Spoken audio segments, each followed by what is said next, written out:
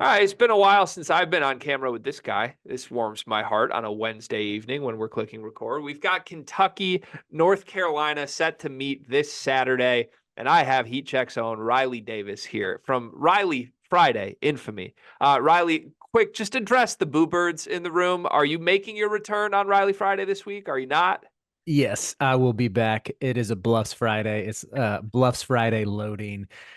It's only been 2 weeks, but I swear, man, when we get on these pods and we've missed a week, I'm like, man, it feels like it's been longer. Like, man, I need my fix of podcasting with the sleepers fellas. So I'll be glad to be on. That'll be blessing your YouTube feed, your Spotify channel, your Apple podcast if people still use that. That'll be blessing your feed on Friday morning. Yeah, don't get Or me wrong. I still get my Riley Davis fix for the record. Like I listen to the Pod is the Roof and I listened to you and Brian Ralph's previews and recaps last week, which were great. But I got a little jealous. I'm not gonna lie. Like that's my Riley Friday. That's my bluffs. Like I'm getting a little territorial here. So look, it's just good to be across the Zoom call from you. And we're talking about your team, which is a bonus. That's fun. The problem for your team is that I think they're playing a team that I think is better than your team. You're going to disagree with me on this. Who would you say is the better team coming into this game? Man, that's I have UNC ranked higher. I think they've been a little more consistent. Kentucky, for all of people made jokes about UNC at the start of the year being in a dogfight with Northern Iowa, uh, Radford and Lehigh being able to claw their way into the game in Chapel Hill. But UNC didn't lose those games to mid majors. In fact, UNC has never lost to a mid major under Hubert Davis. You know who did lose to a mid-major is Kentucky. So that's what I got to say. I still think this Kentucky team is really, really good. I think their ceiling is as high as any in the country. They're Final Four national championship caliber team. But I think at this point UNC gets a slight edge, probably based mainly on experience. I mean, you look at their three best players: senior RJ Davis, fifth year Armando Bacot, junior Harrison Ingram, compared to Kentucky's best players. Uh, well, we're I guess you could. I mean, it would be Antonio Reeves, who's a super senior, but relying a lot on Rob Dillingham, relying a lot on DJ Wagner, and now relying on Aaron Bradshaw in his third game back. So I think Kentucky, yeah, they're already good. Come March, I think they're going to be a problem. In fact, I did pick them as a Final Four team in the preseason. I have to remind Big Blue Nation that if anybody's going to try to chirp at me in the comments. But yeah, I think UNC's got a slight edge right now. The experience factor is real. And I'm going to come across as a North Carolina hater in this video, and I don't intend to. I think North Carolina is a very good basketball team. I think they have a Final Four ceiling. Would I be shocked if this team cuts down the nets? No, like I think they're that talented. It just sort of needs to all come together. And maybe Mhm. my biggest question would just be consistency. Like, is this team gonna show up 6 times in a row against good teams in a single elimination format? They definitely could. They're old. They have high end talent, and I like everything we're seeing. Like they're trending in the right direction. Kentucky, there's not a trend in my opinion. Like that's the thing. With North Carolina, you can look at their resume and kind of say like, oh, they've cohesively kind of gotten better and better since that Villanova game. And yes, they Yeah. lost to UConn, but UConn's really, really good. We think they're one of the 3 best teams in the country. I still thought Carolina played pretty well in that game. Kentucky, it's like either they show up and they run a team out of the gym, or they don't show up and they lose to UNC Wilmington, or they're in overtime at Rupp Arena with St. Joe's. And I think that makes them fun to watch. It makes them extremely volatile. It makes them a dangerous team to play against because I don't think there's much that teams can do to control which version of Kentucky shows up. Do you agree with me there? It is a little bit unpredictable. You don't know if you're going to be going against 15 point in 3 minutes Rob Dillingham. And to me, I think he sort of embodies that uh, sort of volatility. I know he's been pretty consistent as far as giving you double digit points and a high number of assists as well. But he single handedly can swing a game. He can turn a contest on his head with the momentum he can give Kentucky. And he in my mind is like the unquestioned X factor in this game. He's a North Carolina kid, was recruited by UNC. At one point, there seemed to be a mutual splitting in their recruitment. I think he grew up a Carolina fan, and at some point in his recruitment, it seemed like both parties were like, "Hey, this isn't going to work for whatever reason. I don't have intel on that." but that makes me think he's got some sort of, there's still like a revenge factor that he's going to want to get his buckets. And he may very well do that. And being able to bring him off the bench, I think, is such an advantage for Kentucky because when you look at this UNC team, I think their top six can compete with anybody in the country. You're looking at RJ, Armando, Ingram, three guys you can debate which ones you think are the best. I still leaned Ingram because of his two-way impact. But RJ Davis has been just on a tear for the last 5 games or so. Elliot Cadeau is a great fourth option who's getting more comfortable creating his own offense and, of course, creating for others. Cormac Ryan's in a funk, but if you can get your fifth option to be a 35% shooter who can give you 8 to 10 points a game, really good spot to be in. But beyond the starting five, you have Seth Trimble who can give you 15, 20 minutes a game off the bench. But one, he's not a scorer. He's a defender who can hit a corner three, can attack a closeout. But after that, there's a lot of uncertainty and that's UNC's biggest question, I would say. How can that in a game against Kentucky where both teams want to get out and run, where it's probably going to be an 80 possession game? I wouldn't be surprised if both teams hit the 90s. Can you get a lift from guys off the bench to keep your starters fresh? Can Zayden High or Jalen Withers or even Axon Wojcik, can he step up and hit a timely three off the bench? Because Dillingham's going to be able to do that. I still think Adu Thiero can do a little bit of damage off the bench. I know he's been more quiet recently. So yeah, that's where if UNC wins this game, I think it's going to be because the starters play really well. They outplay Kentucky starters, and maybe they get an unexpected bench contributor. I say that singular. I don't think there's going to be much more than one, maybe two guys who have a timely moment. Whereas Kentucky, I think their path to winning is getting that lift from not just the starters, but the second unit. Yeah, Kentucky's definitely deeper. I'm glad you brought that up. And you mentioned in passing Cormac Ryan's in a funk. Yeah, 25% from three for him this season is absolutely qualifiable as a funk. With that said, I think you said the mark was like get him just shooting 35. That'd be fine. That is pretty much his career average. He's a 34% shooter on his career at this point. But just for caliber wise of how good he is as a shooter, he has 4 previous years. All 4 of those years, he shot at least 125 threes those years. 1 year, he shot 31%. 2 years, he shot 34%. Then 1 year, he popped off and made 40% of his threes. So I do kind of question, like, how high of a caliber is he as a shooter? Like, Mm-hmm. 25% is not as good as he should be. But is he, like, is 30% a possibility for him on the season on this team? I think it kind of could be. And maybe it's not that crazy. He's just not making 40% of his open threes, even though they are open on this team because Yeah. there's a lot of threats everywhere else. So Kentucky, the big change for Kentucky most recently has been Aaron Bradshaw. 2 games with Bradshaw this year. The most recent one, he played 29 minutes. That's more than double what he played in his debut against UNC Wilmington. When he played 29 minutes against Penn, 17 points, 11 rebounds, 3 blocks. He looked the part of a starting center on a top 10 team in the country. He looks ready to go. Big test for him with Armando Bacot here, though. What do you see from that matchup? Yeah, I think that pin game was sort of the full experience of relying on one and done big man. I thought early on in the game, his rim protection was a little bit lacking. It seemed like Penn was when they got it close in the second half, they were getting in the lane pretty easily. But he was able to turn it on and had one highlight reel worthy block where he was the secondary defender who slid over and just I can't remember which guard it was for Penn, but he just swatted the shot into the bleachers. That was like, oh yeah, that's why this dude's going to be a lottery pick. I think it's a good spot for Baycott to have a bounce back game after um, you know, tailing off a little bit in the second half of that UConn game. He's still young enough in his career where you would hope that Baycott can flex his muscles a little bit. Of course, we talked about experience, but he's also got a strength advantage on him. It's just obviously Bradshaw has way more length and athleticism, and he's more of a shot blocker and I think can hit a three. His shot looks pretty good against Penn, but Baycott guarding on the perimeter doesn't scare me. I think that's like a myth propagated by Carolina haters is that Armando Baycott's incapable of sliding his feet. Like he's a pretty good defender at the college level in space.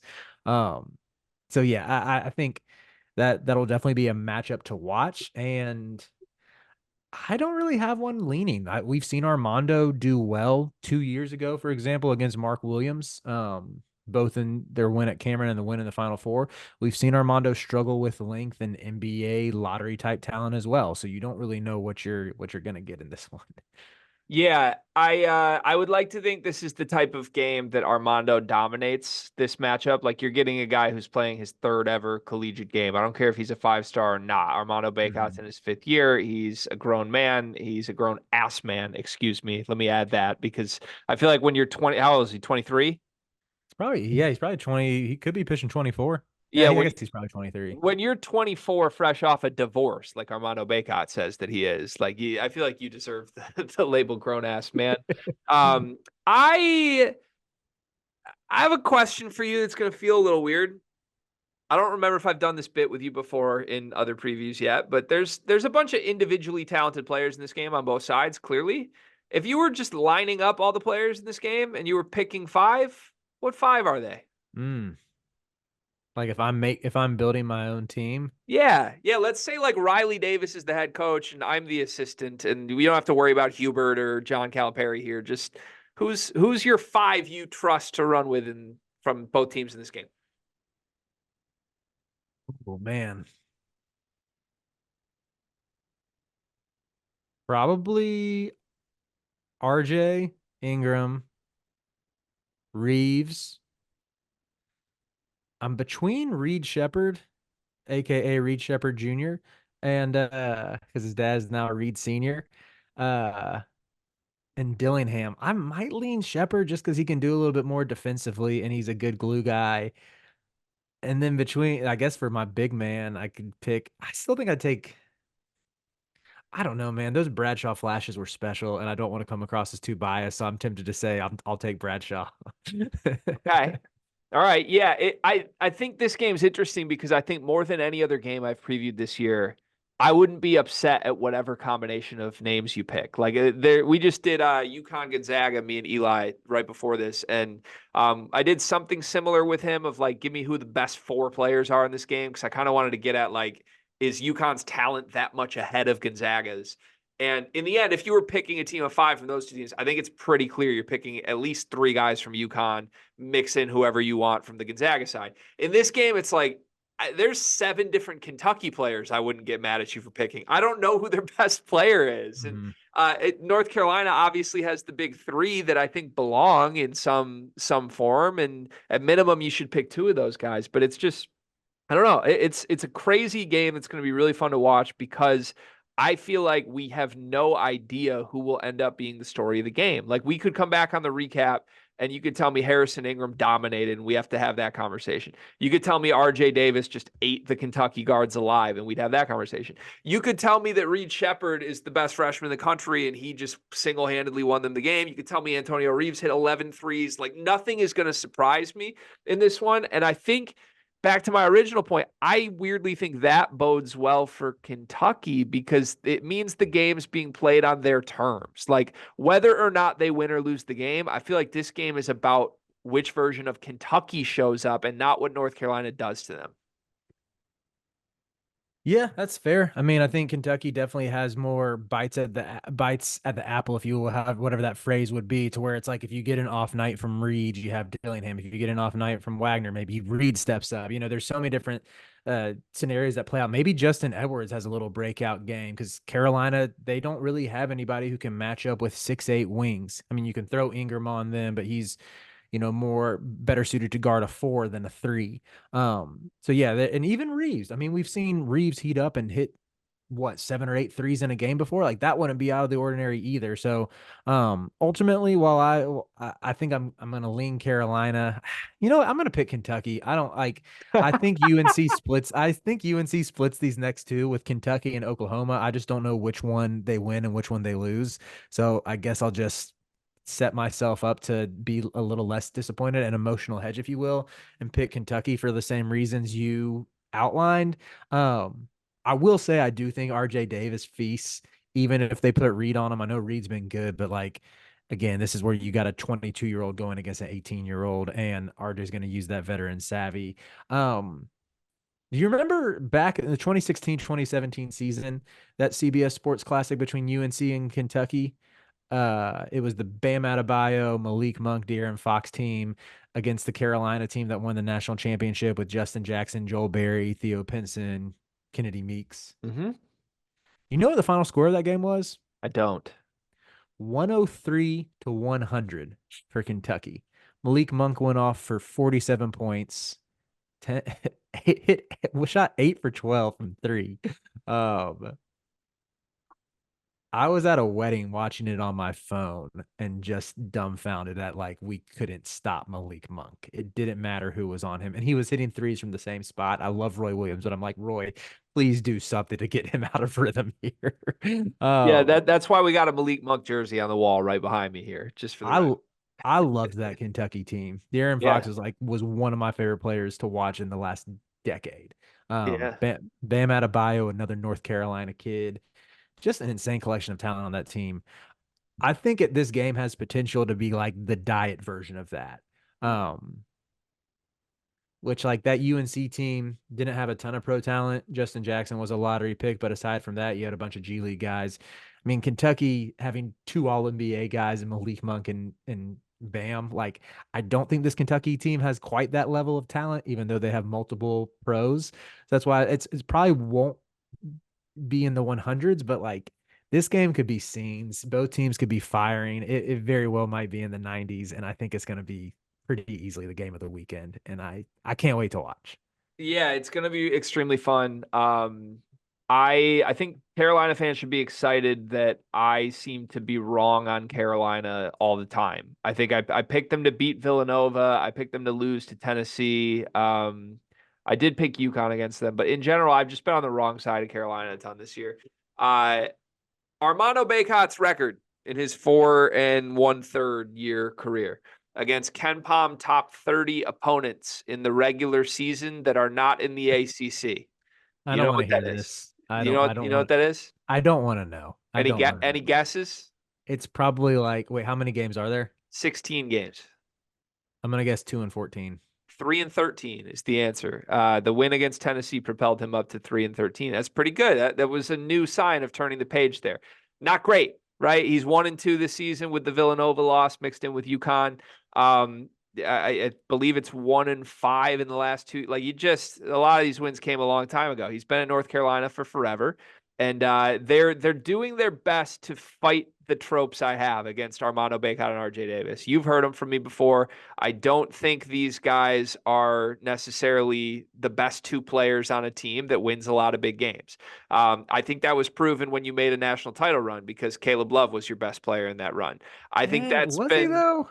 he He had his games. Brady, that team was like what made that team so special was that like on any given night it was literally going to be any of those four between Caleb, RJ, Brady, and Armando. Or what made that team special was it was Brady Manick and Caleb Love that were going crazy in the tournament, and your now best two players were your third and fourth best. Like I love Armando Bacot and RJ Davis if they're the third and fourth best players on a team. I think that's a national title team. If they're your best two, I'm skeptical what they do in big games like this. And like I said, they're doing their best to push back on this narrative and prove me completely wrong. It also has the wild card of Harrison Ingram emerging and just pushing them back to the second and third best players. If that happens, I'm all the way in on this team.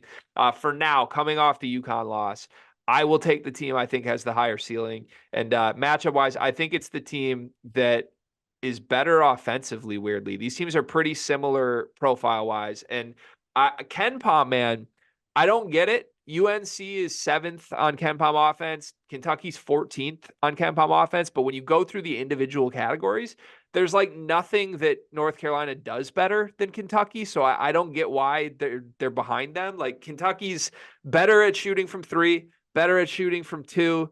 They turn the ball over less. Their effective field goal percentage is 100 spots higher than North Carolina's. I guess it's just they don't get offensive rebounds, but like across the board, Kentucky's the more efficient team. They shoot more threes. They make more threes. So I'm going to trust my gut on this one that Kentucky shows up, plays an A+ game instead of their F game. And ultimately that decides a Kentucky victory. But it will be a close, entertaining game. I'll say the reason why UNC's higher is because they did that against Tennessee, who's the fourth best defense in the country. Whereas like, who's the best defense Kentucky's played? Kansas? Probably Kansas. Yeah. Yeah, let's looking at their schedule. I don't think anyone on Miami could check us, especially if we had Carter out there, like commanding attention in the paint. Marshall definitely could not check us. Wilmington is for a mid-major team. They definitely play some tough defense. I'll give them that. St. And then Joe's is top 60, 54th. okay, I see you, Billy Lang. Um, Lange. I don't follow A10 hoops. Yeah, I think it is Billy Lang, isn't it? I don't want to get skewered by the A10 boys out there. I know that they lurk in Yeah. the comments. It's okay. It's okay. A10's not your brand, Bluff. Stick to what you know, which is North Carolina, which is why we had you here. I appreciate that. Riley Davis, good luck in this game. I hope we get a 103-100 ball game. You can follow Riley Davis on all his social medias that he'll tell you about in just a moment. But more importantly, on Riley Friday on the Sleepers channel. Riley, where can people find you? Find me on Twitter, Riley_Davis3. Read my stuff on Heat Check CBB. Listen to the Pod as the Roof, my UNC podcast for the Field of 68, hosted alongside Jacob Karabatsis. We have some pretty good guests lined up. Yeah, you don't want to miss it. Do you want to drop a hint on any of these guests right now? Can I guess one? You could probably guess one very easily. Ooh, He's okay. the best player in UNC history who also has Oh, Field of 68 ties. oh yeah. I don't know. I'm stumped. I don't know Hmm. who that could be. All right.